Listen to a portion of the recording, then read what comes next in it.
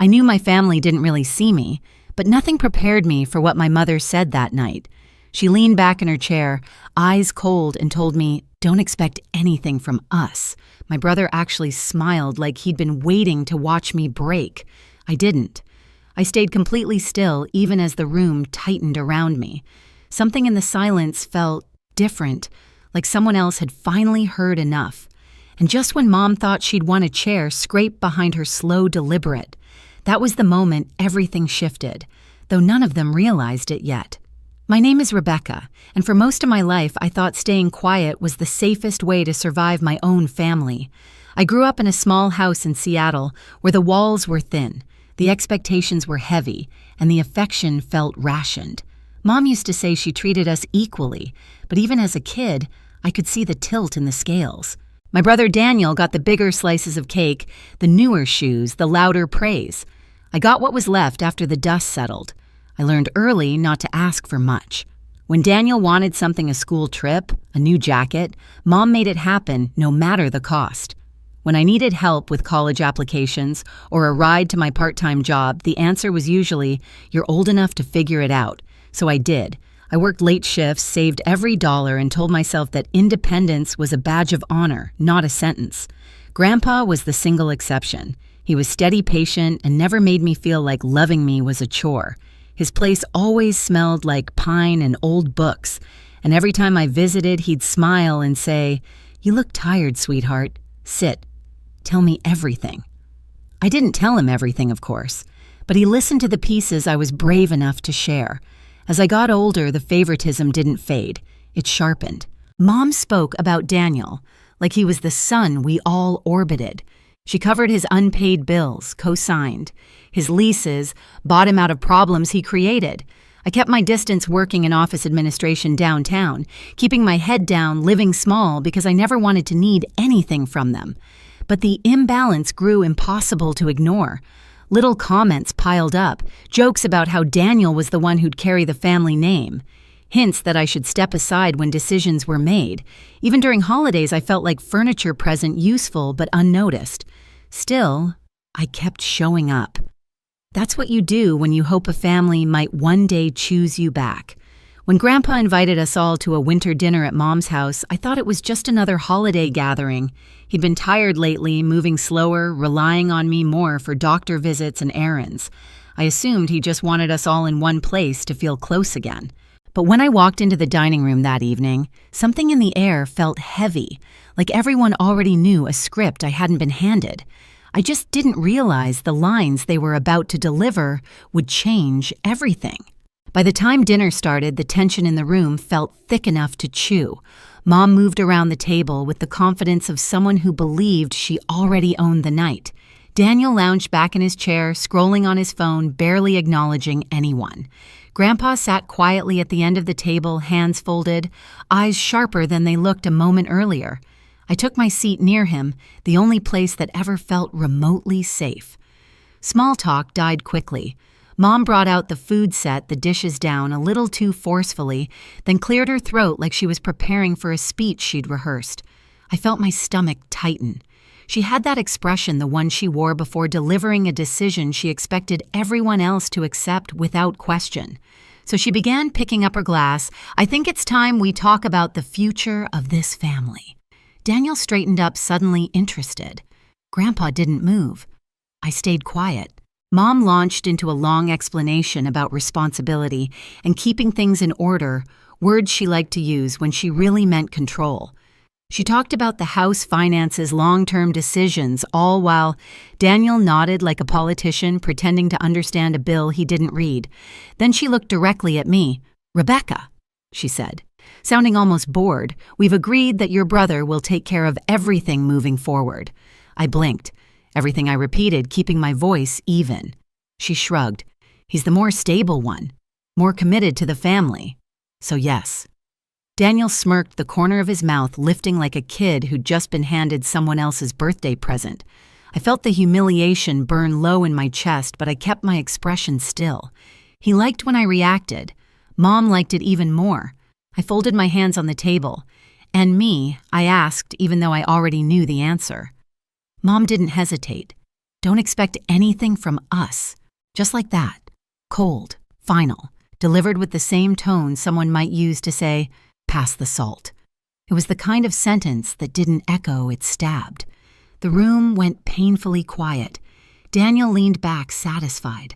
Mom adjusted her napkin like she'd just completed an item on her to-do list. And me, I sat there feeling the familiar weight press into my ribs. I'd heard 1,000 subtle versions of that message my entire life. But hearing it out loud, formal public, felt like being erased in real time. I inhaled through my nose, slow and steady. I stayed calm.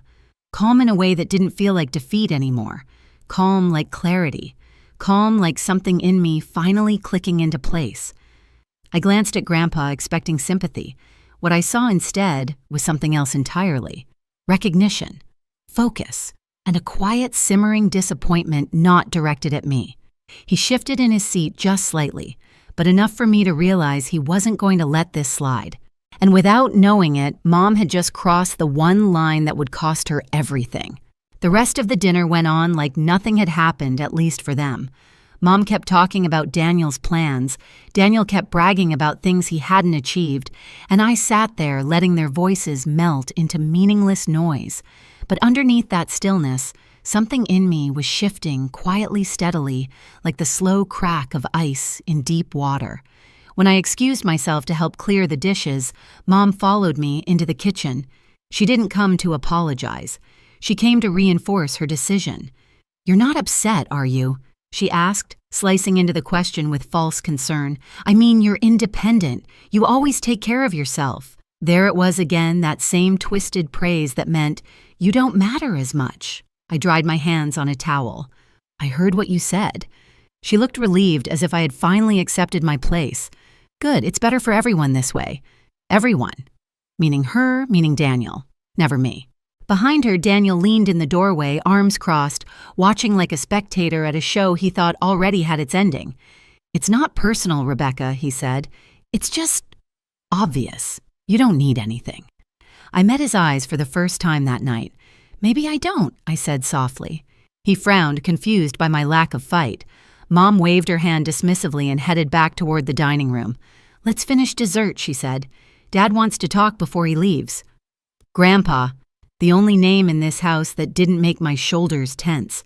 I re-entered the room and found him sitting exactly where I left him, but now he was watching me with an intensity that made my pulse hitch.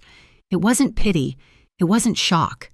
It was something quieter, deeper, a decision forming. He reached toward his pocket, then stopped when Mom and Daniel returned. His hand rested on the table instead, fingers tapping lightly, a habit he had whenever he was thinking through something serious. Mom sat next to him and patted his arm, using the sweet tone she reserved for moments when she wanted him to agree with her. "Dad, we were just discussing how Daniel should take over everything. It's time we make things official." Daniel straightened up proudly. Grandpa's tapping stopped. He lifted his gaze to Mom. "Is that so?"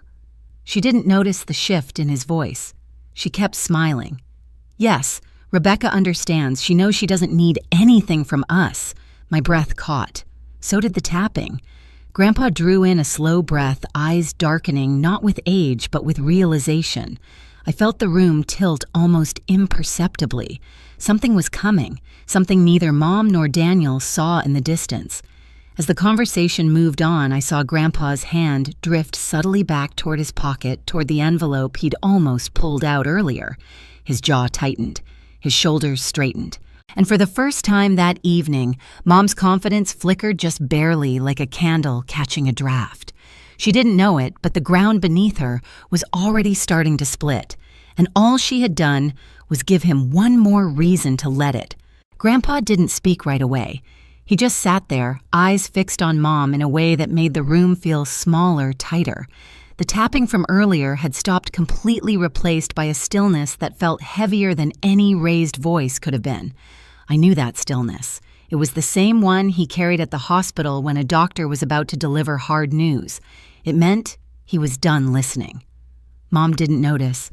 She poured herself more tea, humming like the night was going exactly how she planned. "Dad, we should finalize things tonight," she said. "Daniel and I have talked it through. Everything will run smoother once the paperwork is updated. The house, the savings, the accounts. It's time Daniel takes charge." Daniel puffed up in his seat. "I'll make sure everything's handled." Grandpa's voice came out low. "Handled?" Daniel grinned. "Yeah." Grandpa leaned back slightly, studying him. "And Rebecca?" he asked, tone deceptively casual. Mom exhaled, annoyed. "Dad, we've been through this. Rebecca doesn't need anything from the family. She's always been independent. She knows that." She turned to me, expecting agreement. Right, I didn't answer. Not because I didn't know what to say, but because I was afraid any response would shatter the delicate tension in the room. Something inside me warned that this moment wasn't about my voice. It was about Grandpa's. He placed both hands on the table and cleared his throat. The subtle scrape of his chair against the floor made Daniel pause mid-smirk. I think Grandpa said slowly, "It's time I speak." Mom forced a smile. "Of course, Dad. Go ahead. We know this is emotional for you." Grandpa's jaw flexed. "You have no idea how emotional." The room snapped into silence. He reached into his coat pocket and took out a thick envelope, cream-colored, sealed, worn at the edges, like it had been handled many times before. He set it on the table with a quiet thud, but it sounded louder than anything else had all night. Daniel's eyes narrowed. "What's that?" Grandpa looked at me first long enough for my throat to tighten, then turned to them. "That he said is the truth." Mom's smile faltered just a little. "Dad, what are you talking about?" Grandpa slid the envelope toward the center of the table. "Before we discuss any paperwork updates, I think it's time you two stop pretending you've earned control over anything." Daniel scoffed. "Come on, Grandpa, sit." Grandpa snapped. Daniel sank back down. Grandpa opened the envelope and pulled out a stack of papers, documents, bank statements, savings records. Not detailed files, just simple proof. Enough to make the blood drain from Mom's face the moment she recognized them. "I've spent the last year reviewing everything," Grandpa said. "Every payment I made, every dollar I sent to support my granddaughter." He looked straight at Mom. "And everything you took." Mom's hand twitched. "Dad, that's not don't." His voice struck like a hammer. "You told me Rebecca never cashed the support I sent her for school. You told me she refused the help, that she said she didn't want my money." Daniel sat up straighter, suddenly unsure. Grandpa continued, voice steady and merciless. "You said Rebecca didn't care, that she wanted nothing to do with what I gave her. But here," he held up a statement, "is every deposit I made. And here another sheet is every transfer you made to Daniel with that money." Daniel's mouth fell open. "What, Mom? What is he talking about?" Mom went pale. "Dad, wait. I can explain." "There's no explanation." He pointed at the papers. "You stole from your own daughter." My stomach dropped. I knew Mom favored Daniel. I knew she'd hidden things. But I didn't know it was this. Grandpa turned to me and his expression softened just a fraction. "You were supposed to have enough to finish college comfortably. I gave you enough for books, housing, food. Yet you worked double shifts. You skipped meals." His voice wavered. "You thought you were a burden." I swallowed hard. I didn't know I whispered. She never told me. He nodded, eyes dark with pain. "I know you didn't." Daniel shot to his feet. "Mom, you said, sit down." Grandpa repeated louder this time. Daniel obeyed instantly. Grandpa pushed himself to standing, steadying on his cane. The room froze. Even the air felt afraid to move. Earlier, he said, looking at Mom, "You told Rebecca not to expect anything from you." Mom's lips parted. "Dad, I didn't mean—" He raised a hand. "Good." The word hung in the air like a blade. "Good." He repeated, voice rising with the kind of authority that made the walls seem to vibrate. "Because everything now goes to her." Mom's face collapsed like someone had dropped a stone on her chest, and the shock rippled outward. "Dad, no, you can't." Daniel sputtered. "Grandpa, this isn't fair. What about me? What about you?" Grandpa turned on him, eyes blazing. "Everything I gave you, you wasted. Every chance you squandered. And your mother encouraged it." Daniel's jaw clenched. "I didn't know the money was hers. You didn't ask." Grandpa shot back. Because you never cared where it came from. You only cared that it came. Mom grabbed the back of her chair, breathing unevenly. Dad, please, let's talk about this privately. We'll talk about it now, Grandpa said. In front of the family. In front of Rebecca. Because this is not a negotiation. He pulled out a second envelope, thinner, crisp, freshly sealed. This, he said, is my updated will. Mom shook her head violently. Dad, no, Daniel needs to grow up, Grandpa said. And you need to live with the consequences of the choices you made. He set the envelope directly in front of me. My hands trembled as I looked at it, too stunned to touch it. Rebecca, Grandpa said softly, you have been the only one who showed me kindness without expecting anything in return. You took me to my appointments. You sat with me when I was tired. You visited because you cared, not because you wanted something. He looked at Mom. And you punished her for it. Mom was crying now, silent panic tears. Grandpa wasn't finished. I am leaving the house, the savings, and everything else to Rebecca. Effective immediately. Daniel knocked over his chair. This is insane. Mom, do something. Mom grabbed Grandpa's arm. Dad, she's manipulating you. She's turning you against us. Grandpa jerked his arm free. She didn't have to turn me against you. You did that yourselves. I finally found my voice. Grandpa, why tonight? He looked at me with a sad smile. Because I needed to see who you all were when I wasn't speaking. And tonight you showed me. He faced Mom and Daniel one final time. Rebecca stayed calm. You two showed your true colors. Mom reached out again, desperate. Dad, please. He stepped back, shaking his head. You told her not to expect anything from you. Now you can expect nothing from me. The room cracked open. Silence. Shock. Collapse. Mom sank into her chair, shaking. Daniel stared at the floor, stunned, and Grandpa placed his hand gently on my shoulder. It's over, he said. But none of us, especially Mom, would realize just how true that was until much later. The days after that dinner felt strangely quiet, like the world had shifted a few inches, and everyone was still trying to find their balance. Mom called twice, then 3 times each message, more frantic than the last. I didn't answer. Daniel didn't call at all. I heard from a relative that he'd stormed around the neighborhood complaining that everything had been stolen from him, never once admitting why Grandpa made the decision he did. Grandpa, meanwhile, seemed lighter. I drove him to an appointment in downtown Seattle, and he walked a little straighter, breathed a little easier. When we sat together in the waiting room, he nudged my arm gently. You did well, he said. I didn't do anything, I replied. He shook his head. You stayed decent. That's harder than fighting. Later that week, we met with a lawyer to finalize the paperwork he'd already prepared. There were no dramatic signatures, no grand announcements, just a quiet confirmation that everything Mom and Daniel assumed they controlled no longer belonged to them. Grandpa didn't look triumphant. He looked relieved. When we left the office, the winter air felt sharper, cleaner. We stood on the sidewalk for a moment, watching traffic move across the city. You know, he said being loved shouldn't feel like begging. I swallowed, feeling something loosen in my chest. I guess I kept hoping they'd change. They won't, he said gently, but you can choose differently. And for the first time in years, I believed him. Even now, when I think about that night, I don't remember the shock or the shouting first. I remember the moment Grandpa placed his hand on my shoulder, the quiet certainty that I wasn't invisible after all. Losing my family the way I knew them hurt, but gaining the truth set something free inside me. Sometimes justice doesn't roar. Sometimes it stands up slowly, clears its throat, and speaks for you when you're too tired to fight.